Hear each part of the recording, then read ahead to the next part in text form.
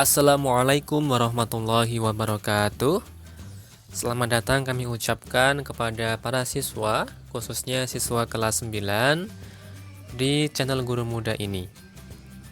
Pada materi ini kita akan melanjutkan pembahasan bab 3 mengenai kedaulatan Negara Kesatuan Republik Indonesia. Kita sudah memasuki subbab yang kedua, yaitu mengenai bentuk dan prinsip kedaulatan negara Republik Indonesia.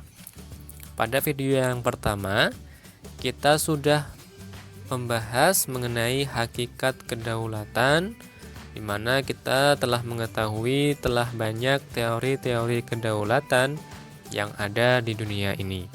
Nah, kita akan membahas hari ini apa kedaulatan yang digunakan di negara Indonesia. Namun sebelum kita memasuki materi, ada baiknya kalian melihat dulu kompetensi dasar pada materi hari ini. Bisa kalian baca sendiri. Sedangkan untuk indikator pencapaian kompetensi, diharapkan setelah mengikuti pembelajaran pada hari ini, kalian bisa mengidentifikasi prinsip-prinsip kedaulatan negara Republik Indonesia. Baik, itu saja untuk indikator pencapaian kompetensi dan kompetensi dasar. Mari kita mulai materi kita dari yang pertama, landasan hukum. Negara Indonesia adalah negara yang berdasarkan atas kedaulatan rakyat. Landasan hukum negara Indonesia menganut kedaulatan rakyat ditegaskan dalam Undang-Undang Dasar 1945. Yang pertama, pada pembukaan Undang-Undang Dasar, pada alinea keempat, yaitu pada kalimat, maka disusunlah kemerdekaan kebangsaan Indonesia itu dalam suatu Undang-Undang Dasar Negara Indonesia yang terbentuk dalam suatu susunan negara Republik Indonesia yang berkedaulatan rakyat. Nah, ini artinya menunjukkan bahwasanya Indonesia menganut kedaulatan rakyat. Yang kedua, landasan hukumnya adalah pada pasal 1 ayat 2 Undang-Undang Dasar 1945.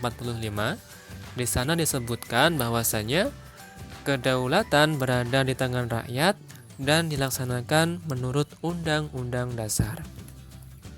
Dari dua landasan hukum ini menunjukkan bahwasanya Indonesia menganut kedaulatan rakyat. Selanjutnya, selain menganut teori kedaulatan rakyat, negara Indonesia dipertegas dengan kedaulatan hukum. Dalam Undang-Undang Dasar 1945, pasal 1 ayat 3, dinyatakan negara Indonesia adalah negara hukum. Dan dalam pasal 27 ayat 1 disebutkan segala warga negara bersamaan kedudukannya di dalam hukum dan pemerintahan dan wajib menjunjung hukum dan pemerintahan itu dengan tidak ada kecualinya. Kedua pasal ini menegaskan bahwa pelaksanaan kedaulatan rakyat oleh lembaga negara sesuai dengan Undang-Undang Dasar tidak bersifat mutlak atau tanpa batas.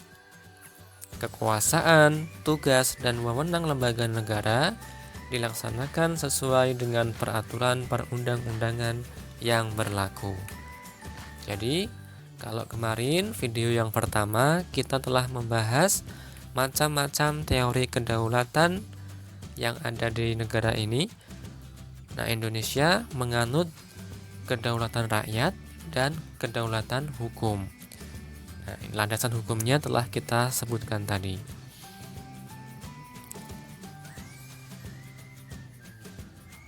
Berdasarkan paparan, maka prinsip-prinsip kedaulatan negara Republik Indonesia adalah sebagai berikut. Pertama, negara Indonesia adalah negara kesatuan yang berbentuk republik. Kedua, kedaulatan berada di tangan rakyat dan dilaksanakan menurut Undang-Undang Dasar. Ketiga, negara Indonesia adalah negara hukum. Keempat, presiden tidak dapat membekukan dan atau membubarkan Dewan Perwakilan Rakyat. Kelima, menteri-menteri diangkat dan diberhentikan oleh presiden. Dan yang terakhir, MPR hanya dapat memberhentikan presiden dan atau wakil presiden dalam masa jabatannya menurut Undang-Undang Dasar. Inilah prinsip-prinsip kedaulatan negara Indonesia. Artinya, tidak ada yang paling berkuasa, entah itu presiden ataupun MPR, tapi kekuasaannya saling mengawasi. Selanjutnya, demokrasi Pancasila.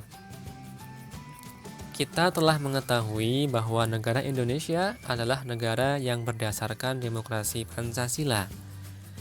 Demokrasi Pancasila memiliki makna demokrasi yang dijiwai oleh nilai-nilai Pancasila sebagai satu kesatuan. Demokrasi yang dijiwai oleh nilai ketuhanan yang Maha Esa, kemanusiaan yang adil dan beradab, persatuan Indonesia, kerakyatan yang dipimpin oleh hikmat kebijaksanaan dalam permusyawaratan perwakilan, dan keadilan sosial bagi seluruh rakyat Indonesia. Demokrasi Pancasila merupakan demokrasi yang sesuai dengan bangsa Indonesia karena bersumber pada tata nilai sosial budaya bangsa yang sudah melekat dalam kehidupan masyarakat sejak dulu. Asas atau prinsip utama demokrasi Pancasila yaitu pengambilan keputusan melalui musyawarah mufakat. Musyawarah berarti pembahasan untuk menyatukan pendapat dalam penyelesaian masalah bersama. Mufakat adalah sesuatu yang telah disetujui sebagai keputusan berdasarkan kebulatan pendapat. Jadi, musyawarah mufakat berarti pengambilan suatu keputusan berdasarkan kehendak orang banyak, yaitu rakyat, sehingga tercapai kebulatan pendapat. Nah, inilah demokrasi Pancasila yang merupakan demokrasi yang bersumber pada tata nilai sosial budaya bangsa yang sudah ada sejak dulu. Selanjutnya, nilai lebih demokrasi Pancasila adalah adanya penghargaan terhadap hak asasi manusia dan hak minoritas. Demokrasi Pancasila tidak mengenal dominasi mayoritas ataupun tirani minoritas. Dominasi mayoritas mengandung makna bahwa kelompok besar menguasai segi kehidupan dengan mengabaikan kelompok kecil. Kepentingan kelompok kecil diabaikan oleh kepentingan kelompok terbesar dalam masyarakat. Sedangkan tirani minoritas berarti kelompok kecil menguasai segi kehidupan dengan mengabaikan kelompok besar. Keputusan dalam demokrasi Pancasila mengutamakan kepentingan seluruh masyarakat, bangsa, dan negara. Kelompok minoritas maupun mayoritas memiliki kedudukan yang sama dalam demokrasi Pancasila. Inilah nilai lebih dari demokrasi Pancasila yang negara kita telah anut. Sekarang kita bandingkan antara demokrasi Pancasila dengan demokrasi liberal dan demokrasi sosialis. Ini adalah demokrasi yang juga digunakan oleh negara-negara yang ada di dunia. Indonesia menganut demokrasi Pancasila di mana mengutamakan kepentingan bangsa dan negara di atas kepentingan pribadi atau golongan dan mengakui hak milik perorangan. Pada demokrasi liberal, mengutamakan kepentingan pribadi dengan mendukung sepenuhnya usaha pribadi. Sedangkan pada demokrasi sosialis, kebalikan dari liberal, mengutamakan kepentingan bersama sehingga mengabaikan kepentingan pribadi setiap warga negara. Kemudian yang kedua, perbedaannya adalah keputusan. Pada demokrasi Pancasila, keputusan diambil dengan musyawarah mufakat. Kemudian untuk liberal, keputusan diambil dengan suara terbanyak, yaitu pedomannya adalah 50 ditambah 1. Artinya 50% dari jumlah anggota. Kemudian untuk sosialis, keputusan diambil berdasarkan kehendak mayoritas. Kemudian yang ketiga, dari segi agama merupakan bagian yang tidak terpisahkan dari kehidupan bernegara. Itu pada demokrasi Pancasila. Pada demokrasi liberal, memisahkan urusan agama dengan kehidupan negara, atau nama lainnya adalah sekuler. Kemudian pada demokrasi sosialis, tidak mengenal agama karena tidak mengakui adanya Tuhan yang Maha Esa. Kemudian perbandingan yang berikutnya, pada demokrasi Pancasila tidak dikenalnya diktator mayoritas dan tirani minoritas. Sedangkan pada demokrasi liberal, keputusan ditentukan oleh kesepakatan-kesepakatan individu sebagai warga negaranya. Sedangkan untuk demokrasi sosialis, suara mayoritas kelompok besar masyarakat yang menentukan segalanya. Nah, itulah perbedaan demokrasi Pancasila dengan demokrasi liberal dan sosialis. Kita bisa mengetahui nilai tambah atau keunggulan dari demokrasi Pancasila. Yang terakhir, pelaksanaan demokrasi di Indonesia. Pelaksanaan demokrasi di Indonesia dilakukan dengan dua cara, yaitu langsung dan tidak langsung. Contoh pelaksanaan demokrasi langsung adalah pelaksanaan pemilihan presiden dan wakil presiden, pemilihan kepala daerah dan wakil kepala daerah, serta pemilihan kepala desa. Dengan demikian, wakil rakyat dalam pemerintahan negara Indonesia ditentukan secara langsung oleh rakyat yang telah memenuhi persyaratan, bukan oleh lembaga perwakilan rakyat.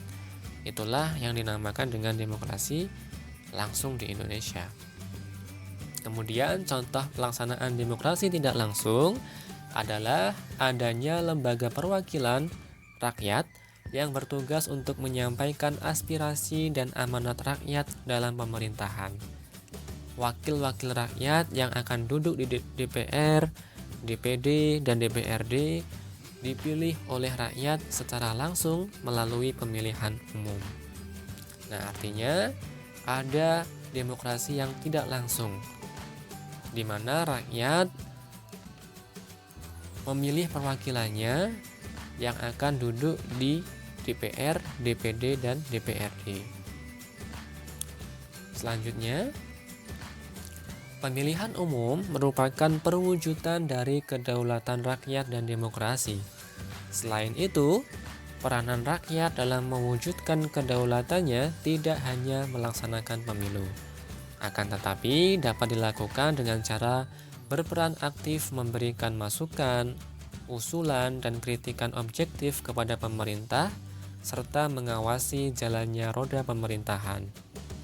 Penyampaian suara itu dapat melalui lembaga perwakilan rakyat, melalui media massa, atau dengan cara berunjuk rasa sesuai dengan aturan perundang-undangan. Itulah merupakan perwujudan dari kedaulatan rakyat, di mana rakyat yang memiliki kekuasaan paling tinggi di negara itu, di negara kita. Selanjutnya, pemilihan umum sebagai sarana perwujudan kedaulatan rakyat dan demokrasi dilaksanakan berdasarkan asas langsung, umum, bebas, rahasia, jujur, dan adil, atau luber dan jurdil. Itulah tadi pembahasan mengenai bentuk dan prinsip kedaulatan negara Indonesia, di mana kita menganut kedaulatan rakyat dan kedaulatan hukum. Sudah disebutkan apa saja landasan hukumnya dan demokrasi Pancasila bagaimana keunggulannya. Maka jika ada pertanyaan silahkan dicantumkan dan didiskusikan dalam forum kelas. Wassalamualaikum warahmatullahi wabarakatuh.